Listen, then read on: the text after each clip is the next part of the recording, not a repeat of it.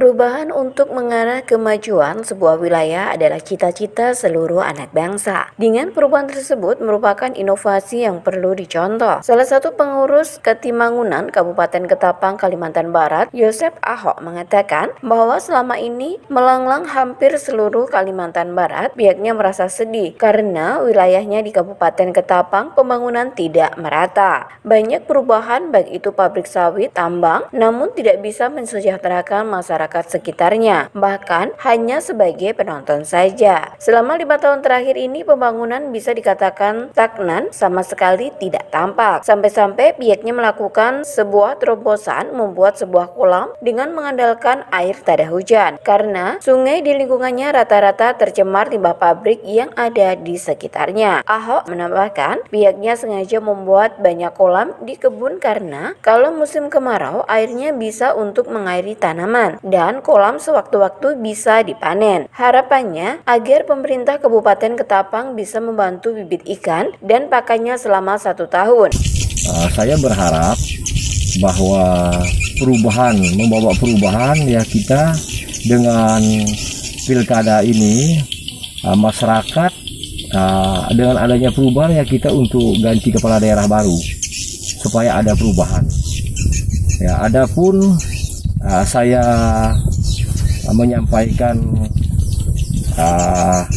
pernyataan ini, kenapa saya berada dan berfoto bersama bapak-bapak yang ada di sini, tidak lain bahwa kacamata saya dengan adanya pertambangan dan perkebunan itu kedepannya sangat merugikan masyarakat secara umum, karena tercemarnya sungai, ekosistem banyak yang dirusak. Nah, ini saya dengan dengan gagasan untuk membuat keramba ikan itu supaya menjadi contoh teladan bahwa warga-warga yang lain supaya berternak ikan. Saya rasa lebih tepat karena kos 1 hari masyarakat di sini 1 kilo satu keluarga. Itu minimal 2 hari sekali beli dengan uangnya 1 kilonya ada 30 sampai 50 ribu per kilo. Jadi itu juga akan mengurangi dengan penghasilan mereka. Ini tentang program banyak sekali yang tertinggal, terutama tentang peternakan, perikanan, begitu juga tentang pertanian. Saya rasa tidak ada penyuluhan yang masuk ke daerah, hanya mentoknya di kota kecamatan saja. Wah, infrastruktur saya sebagai warga di sini, saya melirik jalan, baik jalan provinsi, jalan daerah itu jalan di tempat. Jadi tidak ada pun yang jalan-jalan ruas jalan yang agak bagus, jalan provinsi ataupun kabupaten, semua ini adalah CSR perusahaan, baik itu pertambangan dan perkebunan. Untuk dana APBD kabupaten sudah 2 tahun ini saya lihat hanya pilih-pilih tempat aja, lokasi yang itu aja.